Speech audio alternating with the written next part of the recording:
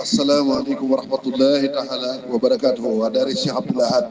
سين بكم طالب خادم القصائد موم سيرين مباكي موم شيخ عبد الله moo fas yéene jàkkaarloog Serigne Xadimu Mbàkke Nooro incha allah rabbi taala semaine bi ñu ñëw ba ci sunu borom andee ci waxtaane xasaay bi Serigne Touba waxtaane jaar-jaari Cheikh Abdoul Ahad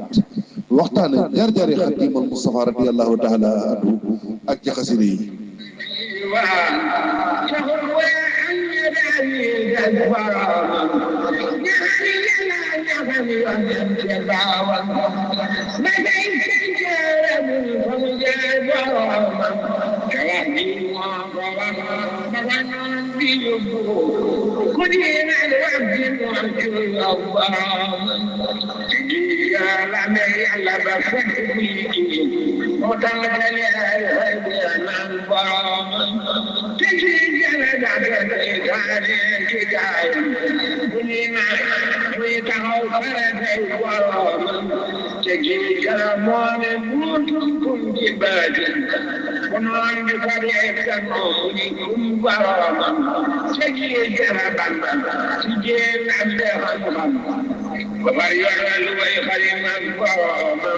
incha allah rabbi taala incha allah rabbi taala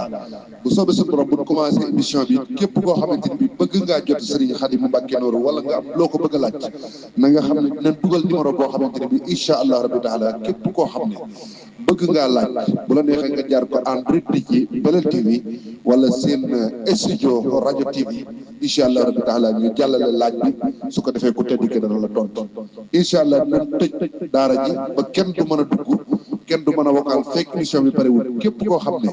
bëgg ngaa vocal wala nga bëgg a def lenn wala nga bëgg a laaj sëñ bi lenn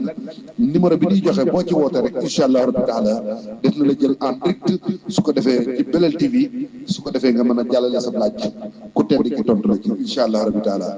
waxtaane Serigne Touba ak xasaay bi ak Cheikh Abdoul Ahad Mbacké sunu yaakaar te ëllëg waa Touba murid daara ji Belel TV